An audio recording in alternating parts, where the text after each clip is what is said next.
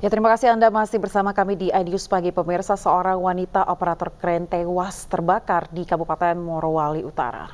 Wanita yang merupakan seleb TikTok itu tewas bersama satu rekannya akibat terkunci di dalam kren yang terbakar.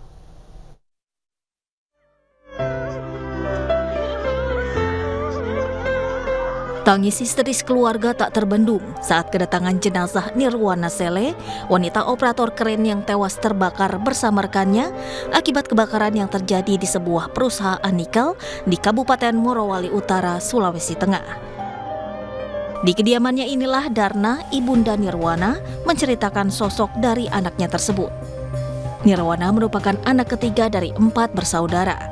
Sosoknya yang ceria dan pekerja keras selalu menjadi perhatian di tempatnya bekerja, hingga akhirnya ia dipercaya menjadi operator kren. Kini Nirwana telah dimakamkan di desanya, di Desa Bunga, Kecamatan Matirobulu, Kabupaten Pinrang, Sulawesi Selatan. Pokoknya murah senyum, iya tidak ada kecuali kan anak-anak orang tua, iya baru itu anak kasihan. Ya begitu, intinya selalu rasa kasihan juga sama orang. Tragedi yang menimpa Nirwana dan rekannya menjadi viral di media sosial. Saat kejadian, Nirwana dan rekannya tengah berada di dalam kabin kren yang dioperasikannya di ketinggian setara 5 lantai. Mereka terkurung di dalam kren hingga akhirnya terpanggang akibat adanya ledakan tungku di smelter 2.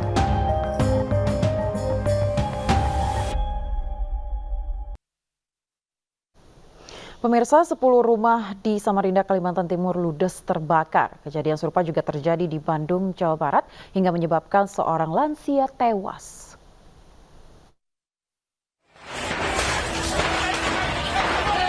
Sepuluh rumah di kawasan padat penduduk Jalan Raja Wali 4, Kecamatan Sungai Pinang, Kota Samarinda, Kalimantan Timur ludes terbakar.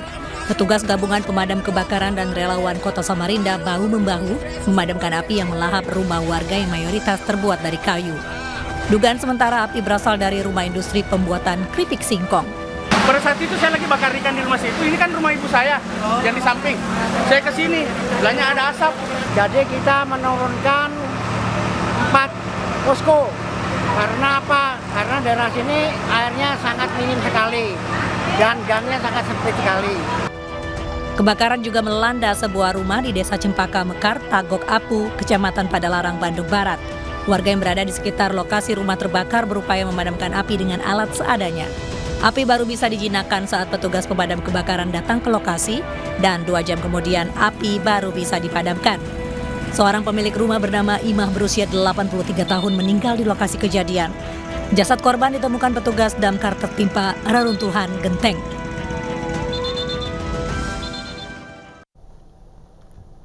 ...57 imigran Rohingya masih bertahan di lokasi penampungan di Panti Tunas Sosial Desa Ladong pasca terdampar pada Minggu pagi menunggu relokasi. Sementara 185 imigran di Kabupaten Pidi juga masih menunggu upaya relokasi dari pemerintah pusat.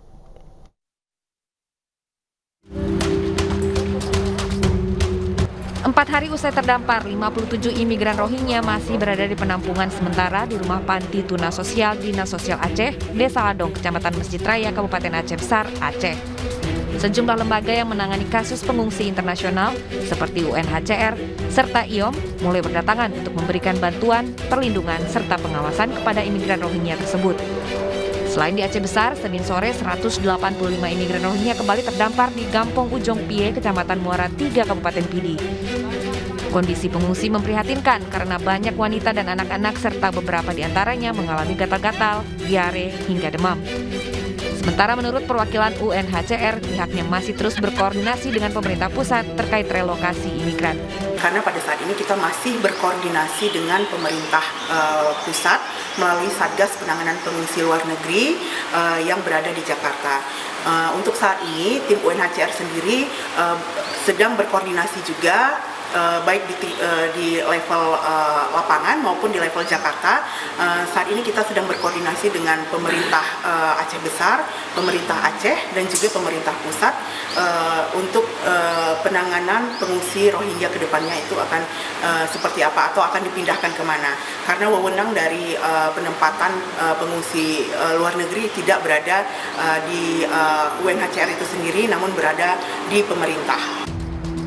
Saat ini total seluruh imigran Rohingya yang terdampar selama sepekan berjumlah 242 orang. 57 imigran Rohingya di Aceh Besar dan 185 orang di Kabupaten Pidi yang juga akan segera direlokasi sebelum awal Januari mendatang. Yang mulia, dia kemudian melakukan perkosaan terhadap istri saya. Saya tahu kapan kamu bohong, kapan enggak. Cerita kamu nggak masuk di akal sih. Kalian karena buta dan tertuli, makanya saudara tidak mendengar dan tidak melihat.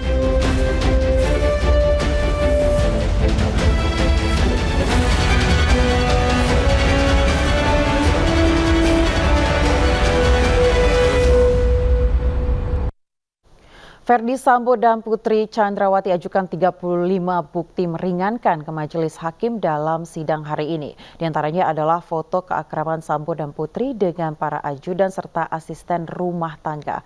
Kubu Sambo juga menampilkan foto Brigadir Yosua sedang berada di tempat hiburan malam. Sampai dengan B1E adalah foto perayaan ulang tahun perkawinan terdakwa Verdi Sambo dan Putri Chandrawati yang kedua-dua tanggal 7 Juli 2002 di kediaman Magelang. Bukti B2 adalah foto ruang tamu kediaman di Magelang.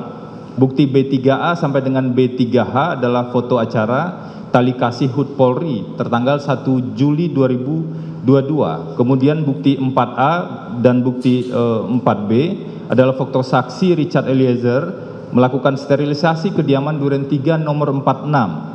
Bukti B5 adalah foto almarhum Nofriansah Yosua Huta Barat saat menyetrika baju di ruang tamu di kediaman Magelang pada tanggal 3 Juli.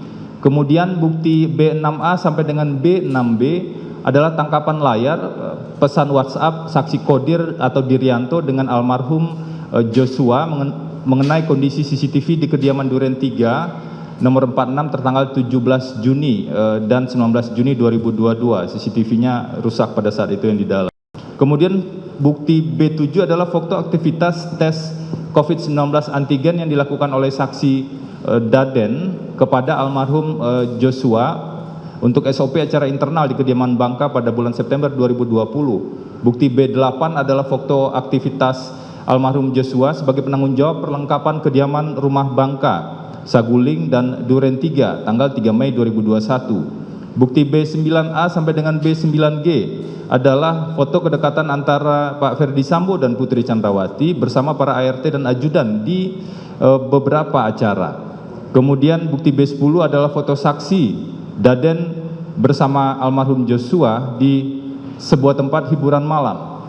Kemudian bukti B11A sampai dengan B11B adalah tangkapan layar video CCTV di kediaman rumah Saguling pada tanggal 8 Juli 2022 terkait dengan terdakwa Verdi Sambo tidak menggunakan sarung tangan. Kemudian bukti B12 tangkapan layar video CCTV di Komplek Polri Duren 3 tertanggal 8 Juli 2022 berkaitan dengan Verdi Sambo tidak menggunakan sarung tangan. Tim Nasihat Hukum keluarga Verdi Sambo, Febri Diansyah, sempat berdebat alot dengan majelis hakim. Awalnya Febri menyebut ada 35 bukti yang akan ditayangkan di persidangan. Namun hakim meminta Febri menjelaskan hal tersebut nantinya pada saat pledoi terdakwa. Saya mohon diberikan kesempatan untuk bisa menjelaskan sedikit lagi. Konteksnya seperti ini Yang Mulia. Ada bukti-bukti yang memang hanya bisa terlihat dan dijelaskan di dalam proses persidangan. Bahwa kami menurut KUHAP itu diberikan kesempatan mengajukan pembelaan, itu pasti akan kami gunakan karena itu memang hak dari terdakwa. Sama halnya dengan kewenangan dan hak dari penuntut umum untuk mengajukan tuntutan. Jadi kami mengajukan permintaan pada Yang Mulia untuk diberikan kesempatan yang berimbang. Ini kan prinsip betul, kami berikan kesempatan yang berimbang pada saat pembelaan saudara, kan hukum acaranya sudah mengatakan demikian. Ini kan untuk kepentingan pembelaan terdakwa kan. Saat ini kalau saudara mengajukan bukti, kita terima dan nanti saudara jelaskan pada saat pembelaan. Itu saja. Mohon izin Yang Mulia, sebelum kalaupun tidak bisa ditayangkan seperti itu, kami menjelaskan poin pendek-pendeknya saja, bukti apa yang kami ajukan, dan kemudian nanti akan kami serahkan secara keseluruhan pada Yang Mulia. Ya, saudara hanya boleh menyerahkan tanpa dikomentari, itu saja. Nanti penjelasannya saudara jelaskan di itu. Ya, silakan. Jaksa penuntut umum membacakan berita acara pemeriksaan asisten rumah tangga keluarga Ferdi Sambo, Rojiah. Dalam kesaksiannya, Rojiah menyebut Yosua Huta Barat sering membantu menyiapkan kebutuhan istri Sambo, Putri Chandrawati. Saksi kenal dengan almarhum Nofriansah Yosua Huta Barat sejak bekerja sekitar bulan Januari 2020 di rumah pribadi Bapak Ferdi Sambo yang berada di Jalan Saguling 3, nomor 29 Pancoran, Jakarta Selatan. Karena pada saat saksi masuk kerja, almarhum Nofriansah Yosua Huta Barat sudah lebih dulu kerja di rumah yang berada di Jalan Saguling 3, nomor 29 Pancoran, Jakarta Selatan. Bahwa saksi tidak mengetahui secara pasti tugas dan tanggung jawab sehari-hari almarhum Nofriansah Yosua Huta Barat dan Daden. Namun yang saksi ketahui apabila Bapak Ferdi Sambo ada kegiatan atau pekerjaan di kantor selalu didampingi oleh Daden. Sedangkan apabila Ibu Putri Chandrawati ada kegiatan atau kegiatan bayangkari maupun pribadi selalu didampingi oleh almarhum Nofriansah Yosua Huta Barat. Kemudian saksi menjelaskan bahwa yang saksi ketahui setiap Ibu Putri Chandrawati pergi dengan diantar dan dikawal oleh almarhum Nofriansah Yosua Huta Barat, saksi tidak pernah ikut mendampingi atau menemani. Namun yang biasa diajak oleh Ibu Putri Chandrawati adalah Susi.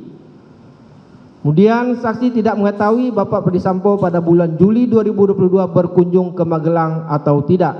Yang saksi ketahui dari keterangan Susi bahwa pada tanggal 2 Juli 2022 sekitar jam 13.00 WIB atau sekitar jam 14.00 WIB, Ibu Putri Chandrawati dan Susi mau pergi ke Magelang. Untuk kegiatan di Magelangnya saksi tidak diberitahukan. Ferdi Sambo membantah keterangan Ketua RT di Duren 3 yang menyebut pemasangan CCTV merupakan hasil dari pendanaan swadaya warga. Sementara Sambo mengklaim CCTV di perumahan merupakan pemberian darinya. Izin ada yang saya akan bantah keterangan dari Pak RT ini bahwa di tahun 2016 itu disampaikan bahwa itu hasil pendanaan swadaya warga itu tidak benar, tapi pendanaan dan pembelian dari saya selaku warga Komplek Polri dan bukan dari iuran warga. Hal ini juga sudah dibenarkan oleh saksi Marjuki dan saksi Kodir. Terima kasih Yang Mulia. Itu saja ya. Ya Yang Mulia. Kemudian Yosua mengancam Yang Mulia. Dia kemudian melakukan perkosaan terhadap istri saya.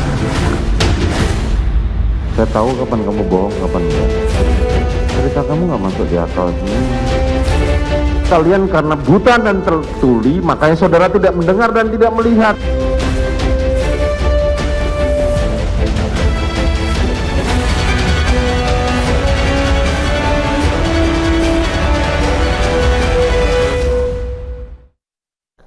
Informasi lain pemirsa, artis Nikita Mirzani Kamis malam keluar dari rutan kelas 2B Serang, Banten. Ia diputus bebas atas kasus pencemaran nama baik dan Undang-Undang ITE.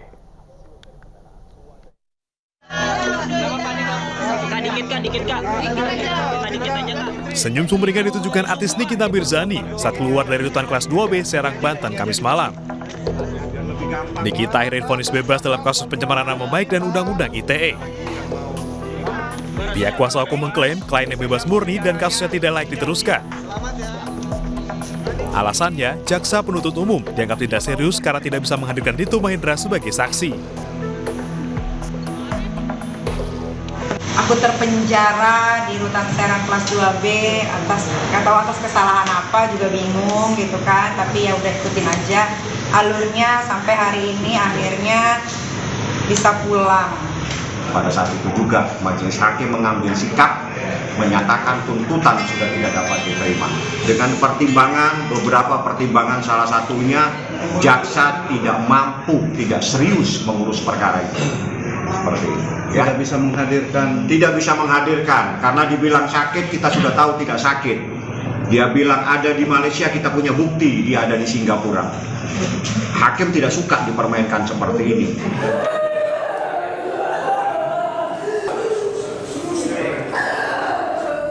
Sebelumnya pada Kamis siang, Nikita Mirzani histeris usai mendengar keputusan Hakim Pengadilan Negeri Serang, Banten yang membebaskan dirinya.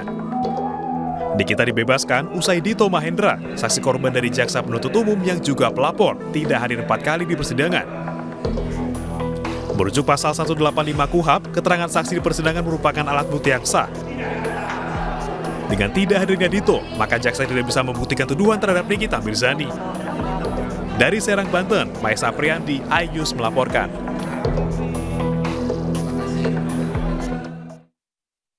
Ya pemirsa, usai dioperasi karena pendarahan di otak, presenter Indra Bekti sudah sadar. Indi Barens, sahabat Bekti, menyemangatinya langsung dari samping ranjang.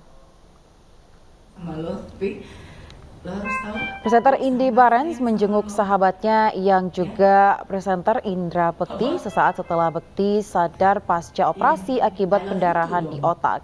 Dalam video yang dibagikan melalui channel YouTube Cherry Wish, Indi mengajak Bekti berbicara dan bercanda. Indi menyampaikan rasa sayangnya dan dijawab oleh Bekti.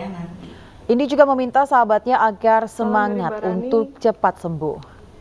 Kini Indra masih dirawat intensif di Rumah Sakit Abdiwaluyo, Jakarta Pusat. Di sini nungguin lo apanya? Apa katanya? Kalau makan gratis, enggak ada, gue beli.